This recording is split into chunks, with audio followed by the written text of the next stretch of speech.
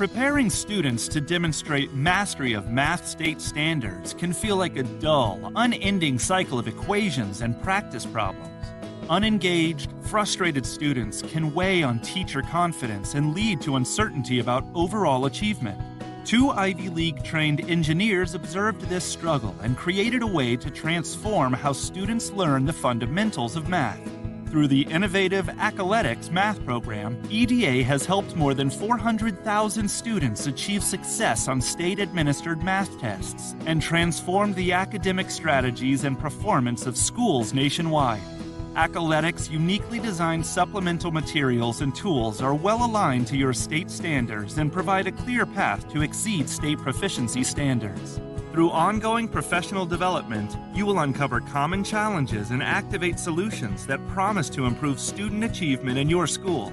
By partnering with EDA and choosing Accoletics, you can start to see an unprecedented return on your investment in as little as one school year. Don't procrastinate on giving your teachers the tools to help students achieve their highest math potential. To learn how you can dramatically improve classroom instruction and learning, test scores, and student confidence, call, email, or visit Accoletics online today.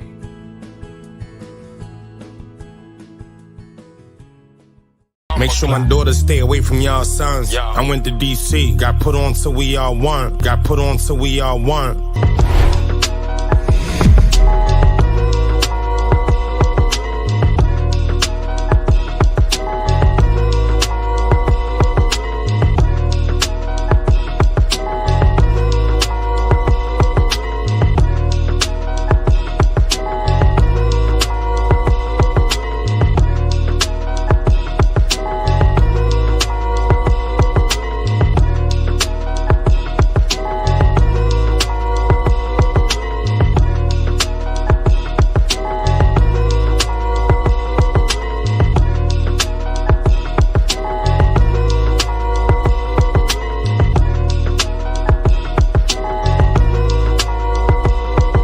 I went to DC, got put on till we all won. Is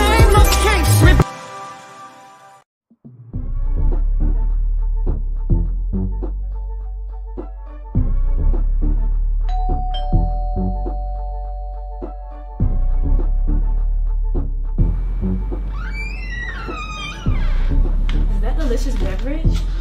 Duh.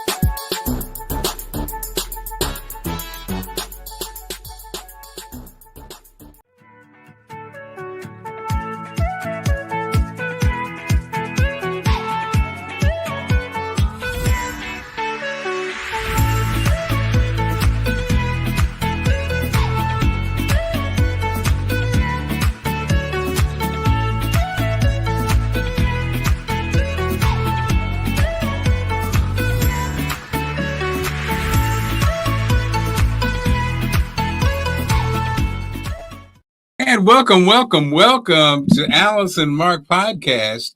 We are back.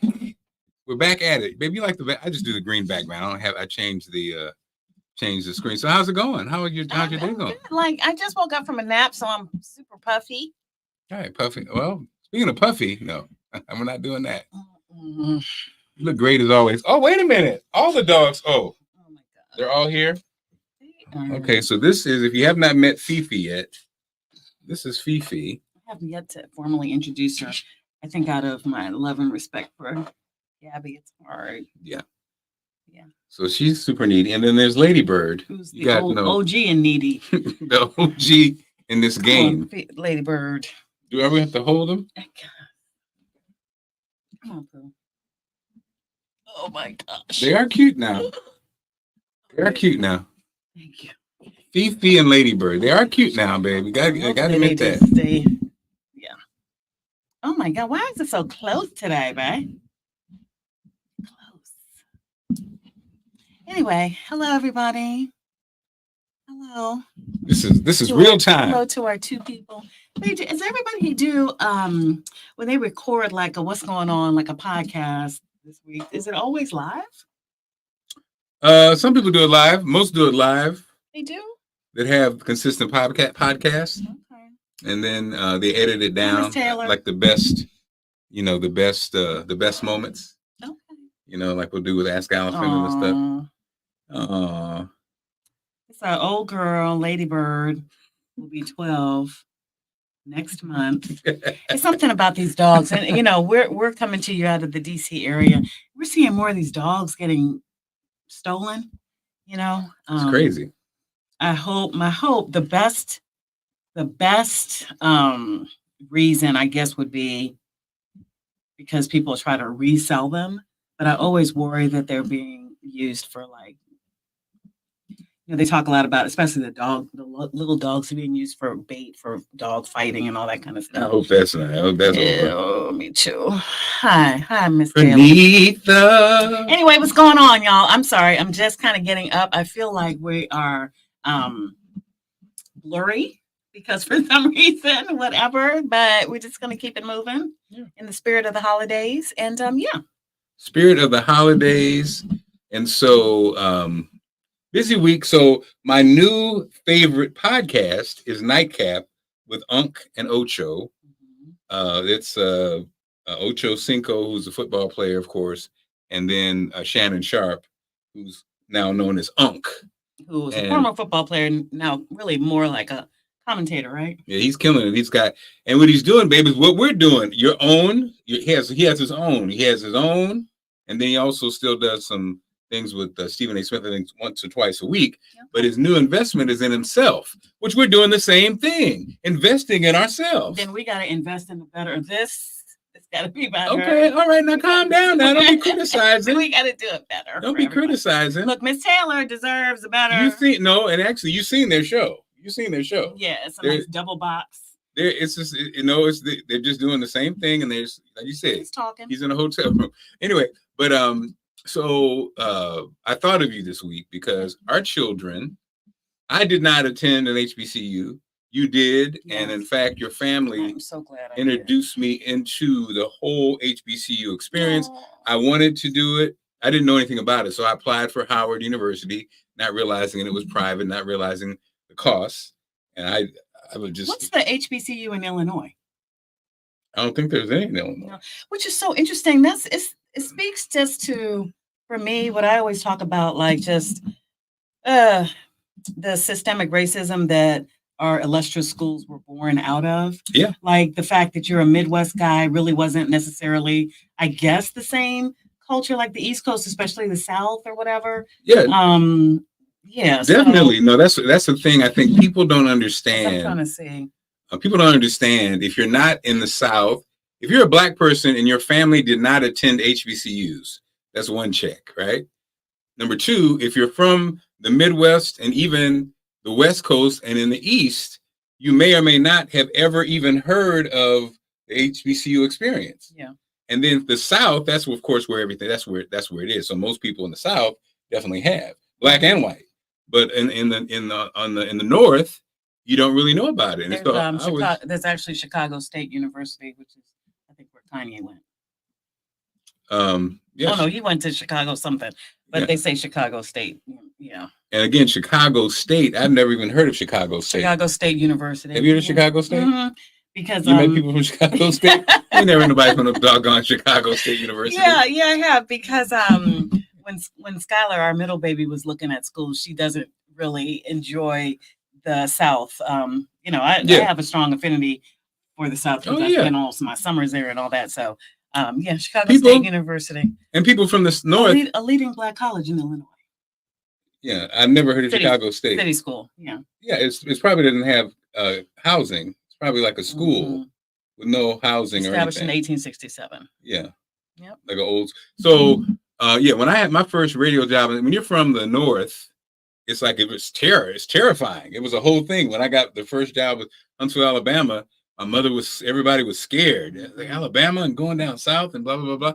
And so, and that doesn't really get talked about a lot, But anyway, say all that to say, Shannon, with your show, is taking off 350,000 subscribers, and they've only been up for like 4 weeks, 3 or 4 weeks, and so they're going to they're heading to 1 million.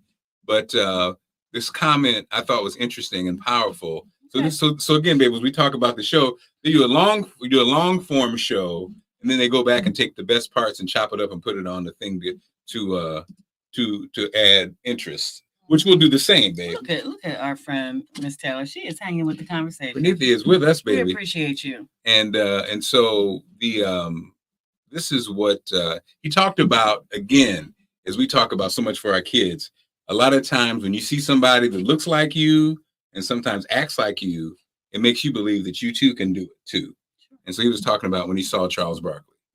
When I saw Charles Barkley could be himself, could talk with the dialect that he had, was unapologetically not afraid to make fun of himself. I said, I could do that. I said, I got just as good a sense of humor. I can tell stories. I said, I can do that. I see people that are doing well. I see that as motivation. Yes. I'm from Miami. You know what's motivating to me? To see Rick Ross, man. To see what he's done with life and business. I look at that and it just make me want to do more. Oh, that shit is inspiring, man. Stephen A. went to an HBCU like me. Marcus Strahan went to an HBCU like me. I said, I could do that. Be prepared when the opportunity presents itself.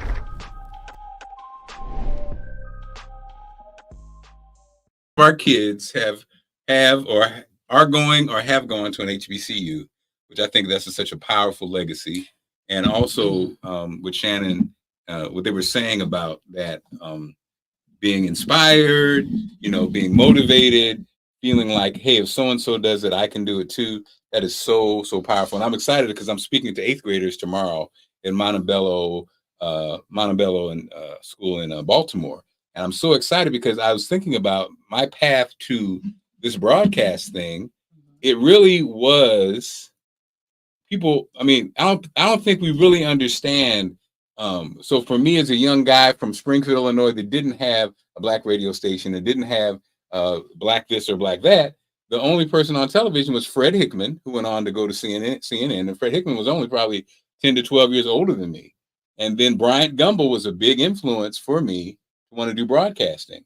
And so my message to the kids tomorrow is going to be the dream really probably started around 6th grade, but 7th and 8th grade, I did announcements. I joined Junior Achievement, Boy Scout troops. That it wasn't a Boy Scout troop, but it was a program, Explorers program that was in media. So all these things, it started like around 7th and 8th grade and led me to, my career. And what I say to them is, basically, I wanted to have a career in media, and I had that. I say to them, I dreamed of having a wonderful, beautiful, funny, smart wife and lovely family, and I have that. It all started with the thought. It all started with visualizing and a dream. Yeah. And it starts that simple. It sure does. And I think HBCUs can nurture those dreams. Yeah. What HBCUs do, it just shows that yes, that it's possible. And I'm gonna do my mic. We're gonna try to be like Shannon Sharp and Ocho. So we're gonna put our mic. The mic in the shot's not a good thing, actually. I kind of like it. It looks like we have. Look at y'all. We got these mics. Where are they? Our setup is actually better than their setup. It shows you that you're surrounded by excellence and people who look like you, and even your professors. If you wanted to be, if I was in the media program at Hampton, we had professors who were on TV in Hampton, Virginia, who look like me. So no, it's the power of seeing it. When sometimes, a lot of people do it now. Trust a lot of people, they have these dreams wherever they're from, and it's something in their mind, and they say, well, I always kept it and I visualized it, whatever. But I think having gone to an HBCU, it just helps you because you see it all around you.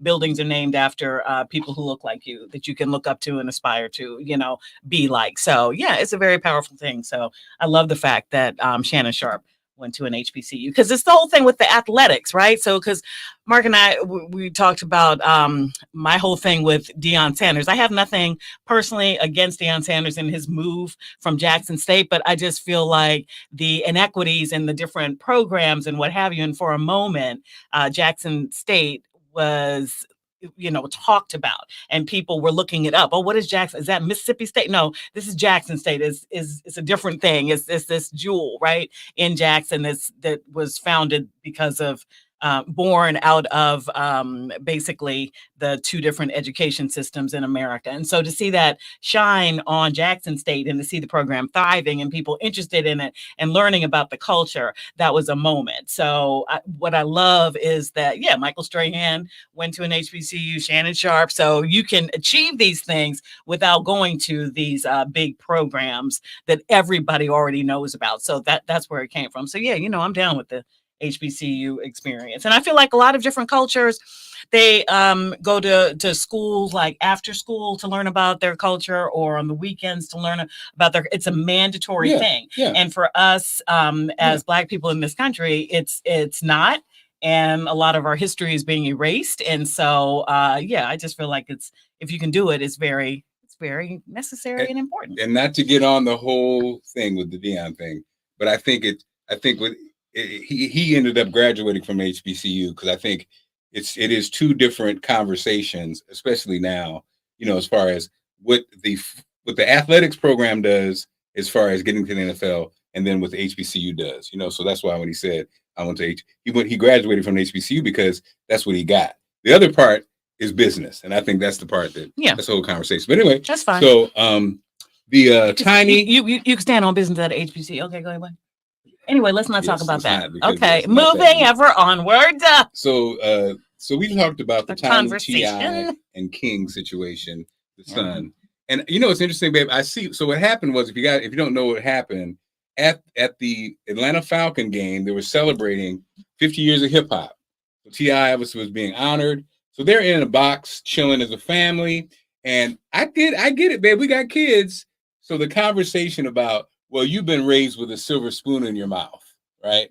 And then King, of course, says, no, I haven't. I'm for the streets. I live with my grandmother. I stand on business.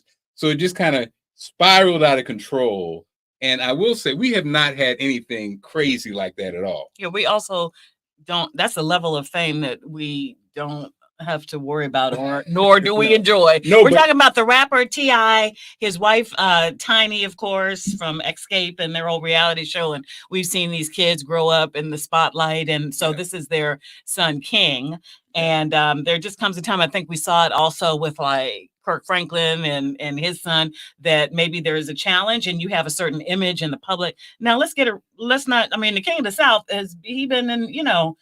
King of the South has lived the rapper life. He now has, when you think of T.I. from me or Tip or what have you, I think about him being like a family man. And I don't think about when he, had to go sit down for his, gun charge or whatever. Go sit down. So there's this family image. Yes. So like Kirk Franklin, the public sees him a certain way. Mm-hmm. So when this news broke and you saw their son King, that's the name, King. When you saw King sort of challenge his dad, it made news. And I love how T.I. has been so forthcoming in the media talking about it. Like, basically, this is family business and he had to do what he has to do. But are we going to play some of it?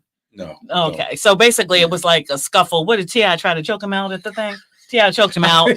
And some people say he was talking, so he was about to say some embarrassing things. So T.I. was like, shut your mouth. Yeah. Shut your mouth. And hey, has it happened at the family function? Sure. Yeah. I think, and these kids, and we have the best kids in the world, but sometimes they do not stop talking now. They do not stop talking, right or wrong. And so I'm not saying that you should choke them out, but you see how it went south, and when you're famous, it's a different sound of fame. But I love what T.I. said. Now, there's some things that T.I. has done in the past because he's very close to his kids, and there was an incident with his daughter a while back where people thought he was sharing too much of her he was a little bit too controlling, and she was older, and all of that. That's their business, but that's what happened before. With this one, though, I understand there's a moment where he's fussing, and his mother and his grandmother look like an aunt, somebody else. They're all trying, not King, don't not King. What you? And T.I. is in the back. Embarrassing yourself. T.I. No, but this is a different incident where T.I. is in the side, and he's like, "Let him be a man. Leave him alone. Let him walk off. He's got to learn it on his own. Let him be a man." And in that moment, I was like, "Okay, Tip, you the king of the South, and I hear you on that. He did that because he was fussing. It was like all this energy around, and they were, and T.I. was saying, you know, you babying him, you leave him, let him go, and he walks off. Sometimes, no matter how privileged, no matter whatever, people have to make their own mistakes, and I just hope that King doesn't make like really bad mistakes and can come back and whatever, because, you know, I feel like Tiny and T.I. really tried, you know, to be parents, and they're still together. Yeah. After all of it. After all this. All the allegations, all the whatever, they're still together. And so they did that. Yeah, they did. I don't know how they did that. They're still together. So we send what's his last name? T.A.I., what's the last name of the family? We send that family love and healing, and they're gonna be fine. Because T.I. be dropping them knowledges. And those big words. He does have a way with it. He does have a way with the. He's nice. He's slick with the tongue, as they say. But I in that moment I was like, yeah, let him go, y'all. Let him do his thing. You can't do it. When I had a program at the youth. Oh, well, hello there. She's back again. Oh my gosh, babe. You know you got to hold him now. She wanted to get down. When I had a program at the youth facility, it was almost like the kids who were from the suburbs. They were Harris, ones. T.I. Harris. That's it. Yeah, Tip Harris. The Thank kids you, from the producers. suburbs. The kids from the suburbs, sadly, the ones who were trying to prove something. Well, because like at a certain point, the kids have to leave the house. Like if they gotta leave the house. They gotta go in the world. They gotta go to school. They have to do whatever. And sometimes it's hard to just be like, if your group is one thing, then it's hard to kind of be your thing. You know what I mean? If you understand what I'm saying? Like if your group is whatever, I think it takes a very strong young person to say, well, I actually don't have the same set of issues. You know, I'm actually doing okay. I enjoy being here at school. Like, you know, so yeah, I get it. It's hard. They were too articulate the way you said it. It's hard. It's hard. I get it. It's hard to be a kid. And when we were kids, it was much different than when, you know, when social media comments. I'm sorry. Not getting sucked in. There's a lot of factors. And so, yeah, I get it. So look at Fifi on camera. We have a thing. This week we're going to busy weekend. Shout out to my man Derek Compton in Baltimore at the Pendry. He had something going on Sunday, which I'm excited about, like a happy hour for like just a chill moment to kind of meet and greet people. And then we're going to a birthday party on Saturday. Briefly, you have a gig on Saturday and a gig on Sunday. And then we're gonna Dionne Warwick's going to be honored. Now, you know, she's getting honored by the Kennedy Center. Is this tied to that? We can't really say that much about it. Oh, it's a private event. All For right. once, we're going out somewhere. Yes. But okay. yeah, I think she's being honored with the Kennedy Center honors. Favorite Dionne Warwick song? Go. Probably what's that one? Say a little perfume. Is that her or is that Aretha? That might be Aretha. No. I think Dionne was the original. Okay. Yeah, I got a lot of Dionne's. You're right. You know that. You're right. I you know what? What did I just had it. She got so many. Yeah, you're right. That one's a cold one. That's a cold one right there, babe. That's a cold piece. So I do want to because I know that we're on a time thing, or we should be. And if not, this funeral of Rosalind Carter, this funeral of Rosalind Carter, former First Lady, to see so she and Jimmy Carter were married for 77 years. And what I love, one of the many beautiful moments to come out of this funeral, two of them, when you saw Jimmy Carter get wheeled into there. He's like 99 years old, I think, and he's in hospice care himself, and he was there at that funeral. And to see him, first of all, he's like the first president that I remember. Like, I don't remember exactly the ad, but it feels like I remember him coming on TV and saying, "My name is Jimmy, and I want to be your next president." I just remember that something in there was that, and I knew as a child he was a damn peanut farmer from Plains, from Plains, Georgia. Let me tell you, that couple put Plains, Georgia on the map. I want to visit Plains, Georgia.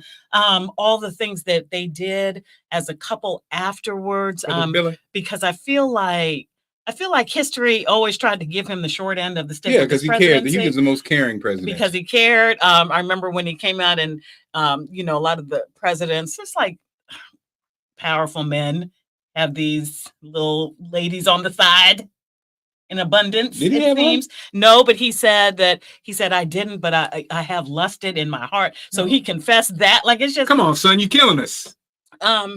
So to see him at that funeral, that picture really, really touched me because of his determination to be at that funeral. He wanted to be by his wife's side one more time. And the statement that's going around now, because this is a controversial take, and I don't feel like whatever, but what troubles me as a mother of girls is this narrative about the patriarchy and the woman's place in the house, and the you know, the whole how society wants to look at wives and girlfriends and women and girls, right?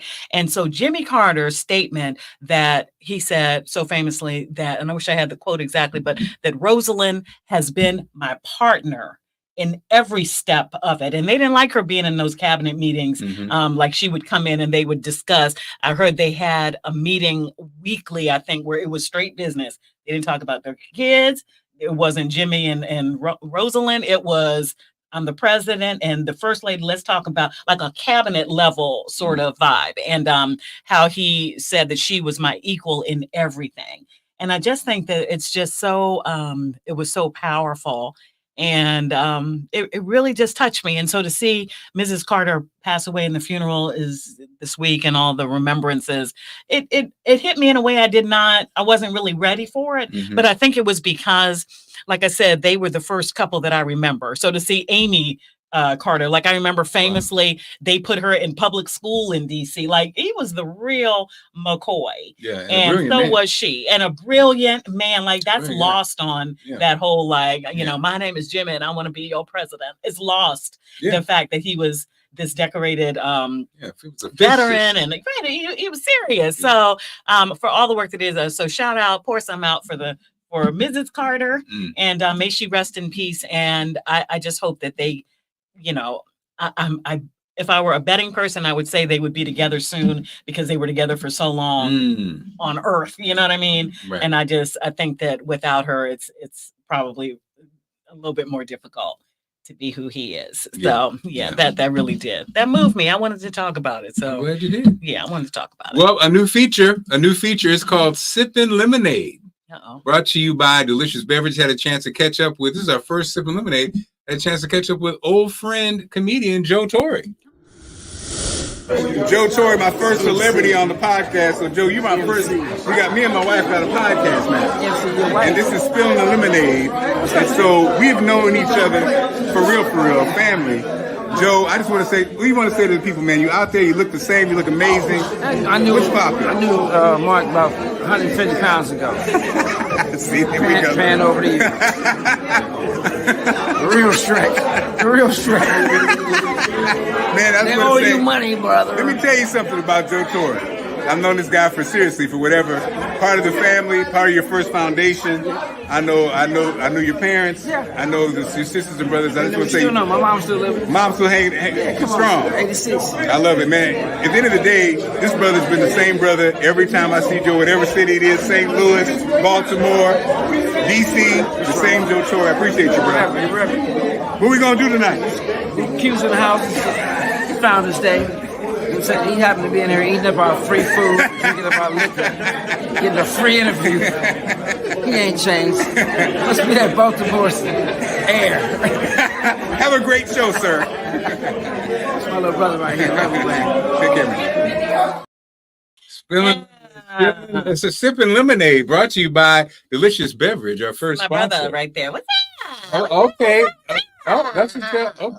I saw him throw up the hook, so yeah, the counter. Member of Omega Psi Phi. I see one of our favorites just joined us. Miss Butler joined us, babe. Hey, Miss Daisy. Hey. That's Miss Daisy Butler. Yeah, we appreciate you so much. Okay, so the whole Sippin' Lemonade. So what does that mean then? It's a feature.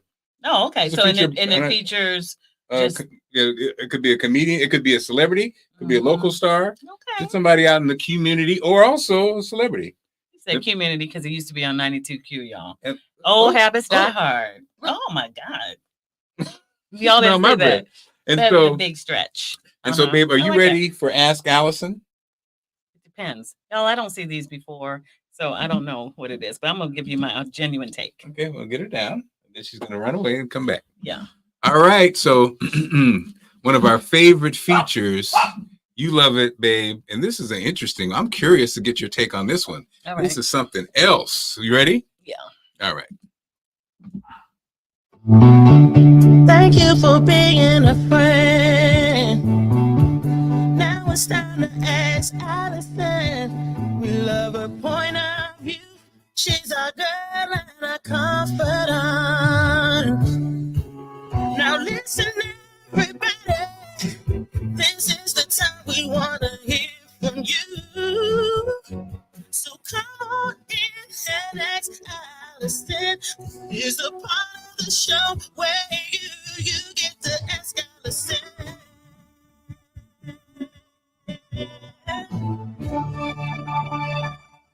All right, babe. Ask Allison for today. You ready? Yeah. Allison. Yo. My husband is 25 years, is a pretty boy. The problem is because he's not as pretty as he used to be, he's losing his swagger. His once beautiful head of hair is balding. His once flat stomach is a keg. And it seems like he's losing his confidence every day. I still love him and find him attractive, but I'm not used to his woe is me. I'm not used to this woe is me guy. Ooh, I hate it. He will always be my pretty boy. Okay. Please help. Wow, babe. So he's been a pretty boy. You probably married him because he's a pretty boy. Now he's kind of a woe is me guy. She doesn't have a problem with it. Right. I'm saying, but he's like woe is me. He's using a swagger. Yeah. So there are a couple of things that are my pet peeves, and one of them is, oh, woe is me. I do not like it. It would irritate me. Explain. What do you mean by that, babe? It would irritate me if, like, oh yeah, well, I'm not so and so. Because at a certain point, like, who so famously said it's called self-esteem. Like, you have to have it yourself. Like, I can't really do all. Okay, so, ma'am, what I would just say, here's my advice, because you did ask Allison. I would just try to let him know that, yeah, he is still. Who are you being pretty for? Like, who are you being pretty for? Right, exactly. Who are you being pretty for at this point? Like, you got a good woman, sounds like a supportive woman who sees you the same way. 25, like she saw you 25 years ago. So you just got to find some contentment in that. And I would have to say it one time. And then if they continue to be like, I would just be so irritated. Ooh, yeah. I would be so irritated. So I would just say, look, I don't know who you need to be. I would reassure him that, you look good to me. Right. And so let's do whatever. Let's go on a shopping spree. Like, no, just get yourself together. Get yourself together, sir. Because pretty boy status, that takes you that just takes you so far. Your swagger is your swagger, because there are lots of people who you would not consider traditionally cute or handsome or whatever, but that swag just makes them like, okay, like, you can't tell him nothing. Get back, try to find out how he can get back to you. Can't tell him nothing. So, and then that's all you can do. So, babe, for the record, that's all you can do. You always say, I think I'm cute. What do you mean by that? Well, because every time Mark walks by a mirror, he got look in it, all of that. So you can't tell you nothing. And I think that if I would just, if you started to lose that, I would just be like, babe, I love you. Like, I don't know who else needs to think you're cute or whatever else, but come on now, we're in this thing together. Please don't lose because you're losing your swagger is like losing like a bit of your confidence. And then now I got to take on like other things, and no, I don't have the time for it. You heard this program. Good luck, guys. I love it. See, that's what drives these ratings, babe. That's what drives the numbers. These amazing bits. Now, anything else as we wrap things up? Anything else you want to tap on this week? Yeah. I think people are. I think we don't want to talk about it, but I think people are talking about this Diddy situation. I feel like it's I've kind of felt for a long time. People talk about like these industries that are super hard to get into and how some people make it and how some people don't make it. And some of the things that go on behind the scenes that can be unsavory. The reason why you might not want your kids in it or you to be in it or whatever. The field we're in. And if these things are true, which it seemed like, seems like there's a lot of smoke around this. Seems like Diddy settle real quick as far as the allegations from his longtime ex-girlfriend, then it shouldn't be able to stand. I don't care who you are. I don't care who you are. It's not, if your bad behavior needs to be addressed, and nobody's sitting up there like the king of it all or whatever. And I feel like what's done in the dark definitely starts to come out in the light. And it's been a lot of really questionable things around this whole person. And so what I think is interesting, and I'm not into like, I want to see him fall and karma get you. That's not my job. But it will be dealt with, as somebody said. Justice will be dealt with. And my thing about the kind of personality, I think, Diddy, Russell Simmons. The thing that I think is interesting is even going through all this, the egos. If that's me, I'm done. I'm in a corner. I'm done. I'm off social media. I'm off social media. I'm done. I'm done. But I think you feel like there's a level of invincibility that you have.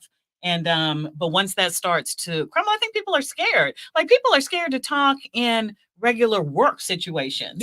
Because of the ramifications of it and the backlash and losing your job, and all this kind of stuff. That stuff is real. That's real. So, I understand that. And I feel for the victims of that. I really do. But there comes a time when, shout out to Cassie Ventura, the ex-girlfriend in this situation, who said, no, this happened. And she allegedly, was in that situation for like 10 years or whatever. And so shout out to her, because it always takes somebody like a brave person to be like, this happened. And I don't want it to happen to anybody else again.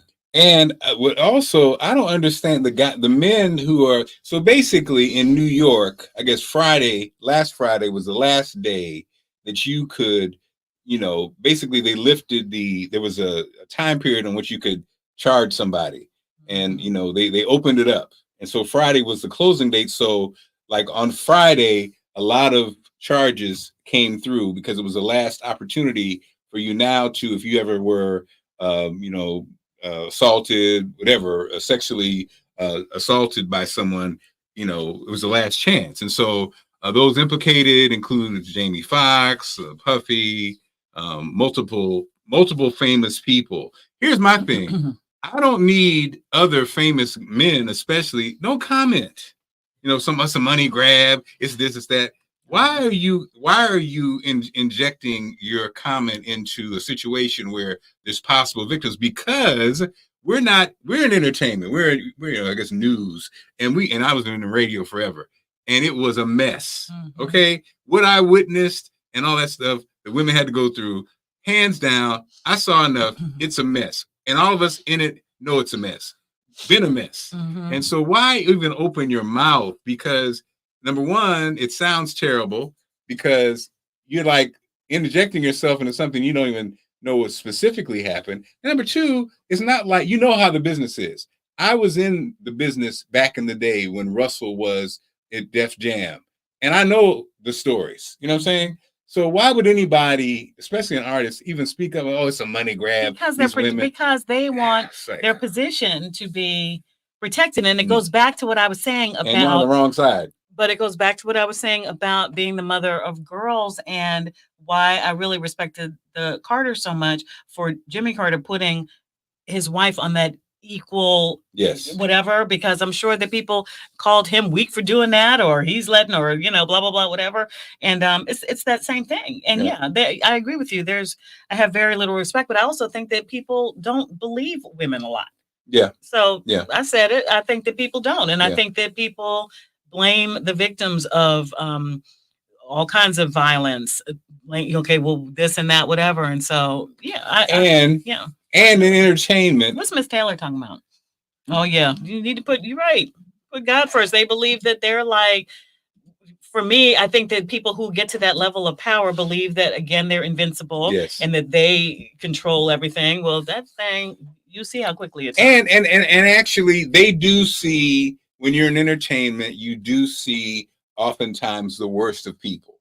You know, I heard Gilbert Arenas talking about the wives or the women. What's the Agent Zero talking about? Of the Somebody NBA. else mentioned him the other day. He has everybody has a podcast now, and they're talking about it. Everybody. And the podcast, including us. I get it. Yeah, when you're a celebrity, you do have insight. And so his point, as he was going around, was, well, you know, you don't bring your woman around, including your wife, NBA players, because the guy with the bigger contract is going to win her over.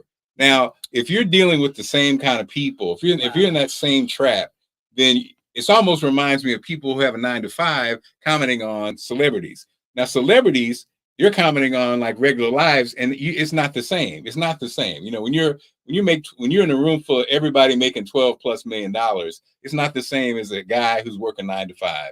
And so your world is different than everybody else's world. So your comments are kind of like, you know what I mean? Not necessarily that accurate. And so, but the one thing that I will, I guess, say about situations from dealing with wealthy people or jobs, Hollywood, desirable jobs, that question of what you're willing to do just for a job, or what you're willing to do just for a bag, or what you're willing to do just for fame, that does come into play. Because if you're selling yourself out for that, then those repercussions do come, you know. But anyway, for me, for him, for the comment that don't bring your partner around other men who have more money because they'll go there, that just speaks volumes. You know, he's calling women, what do they call women?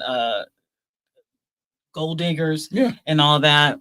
I just have no time for it. That's a other pet peeve identified, part 2, that misogynistic approach. Basically, it's basically saying she's gonna go with whoever's got the most money. So she didn't sat by your side, all this stuff going on, and then all she's gonna do is try to find the next bag. And look, trust me, I understand that there are people of all not saying there are people out there who do whatever. That's fine. That's you, if that's what you want to do. But yeah, don't generalize. Big Mama said it best, didn't she? She said, "Look at the source. She said, look at the source. Get a plate. Look at the source. Look at the source. Look at the source. Whatever anybody's saying, look at the source. If that's your experience, is that your experience with women? Yeah. That has never been my experience with women. Nope. But I'm sure it has something to do with the women that I selected. You know what I'm saying? So and I think that's the case. If you're picking, like, a lot of those guys deal with the same person in the same circle. So if you're dealing with that type of person, then well, that's what you're gonna get. All right. Well, prayers for everybody. Like, what's done in the dark will come to the light. That's what I'm talking about. That's right. Yeah. I mean, all of it. It's just like I'm on top of it, baby. And that the energy of sometimes you go around people and the energy is so negative and dark. You know, you ever been around people? Oh yeah. And so I'd rather be like, I'd rather get along. Okay, we do all right at this level of where we are, and who we are, rather than like sell out or wait out to do something that we wouldn't be proud of our kids knowing, or our big mama knowing about. Well, and I think that's it right there. Equally yoked.